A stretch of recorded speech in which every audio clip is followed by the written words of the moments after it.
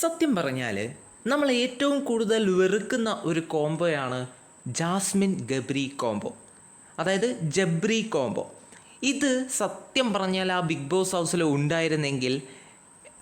ഉണ്ടായിട്ടില്ലെങ്കിൽ നമുക്ക് നല്ല 2 കണ്ടസ്റ്റൻസിനെ ആയിരുന്നു ലഭിക്കേണ്ടിയിരുന്നത്.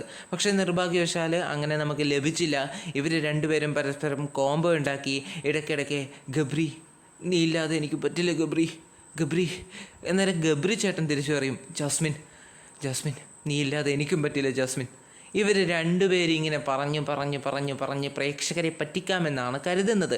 എന്നാൽ ഇതിൻ്റെ ഒരു രസമെന്ന് പറയുന്നത് നമുക്കെല്ലാവർക്കും അറിയാം, ഇവർ വെറുതെ പ്രേക്ഷകരെ പറ്റിക്കാൻ വേണ്ടിയിട്ട്, വോട്ടിന് വേണ്ടിയിട്ട് ഇങ്ങനെയുള്ള കോംബോ സൃഷ്ടിക്കാനായിട്ട് പല കാര്യങ്ങളും കാട്ടിക്കൂട്ടുന്നതാണെന്ന്.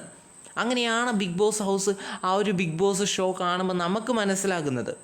ഇനി അങ്ങനെയാണോ, അതാണോ ഇനി യാഥാർത്ഥ്യമോ എനിക്കറിയില്ല. എനിക്കത് ആർട്ടിഫിഷ്യലായിട്ട് മാത്രമാണ് തോന്നുന്നത്.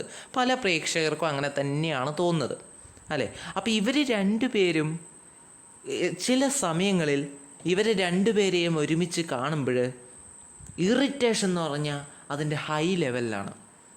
നിങ്ങളുടെ അഭിപ്രായങ്ങൾ നിങ്ങൾ കമൻറ്റിലൂടെ അറിയിക്കുക. നിങ്ങൾക്കും ഇതുപോലെ തന്നെയാണോ?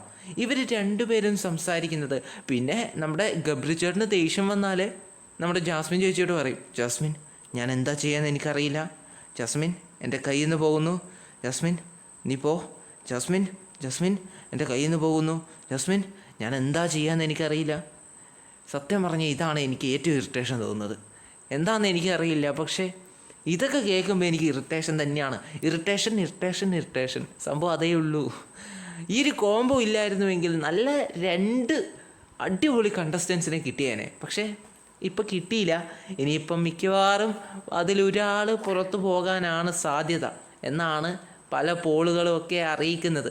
അപ്പോൾ നമുക്ക് കണ്ടു തന്നെ അറിയാം, ഈ ആഴ്ച എവിക്ഷൻ ഉണ്ട്. അപ്പോൾ നമുക്ക് നോക്കാം ആര് പുറത്തു പോകുമെന്നൊക്കെയുള്ള കാര്യങ്ങൾ. എന്ത് തന്നെയായാലും ഇനി അതിൽ വല്ല ട്വിസ്റ്റോ നടക്കുമെന്നും നമുക്കറിയില്ല. കണ്ടറിയാം.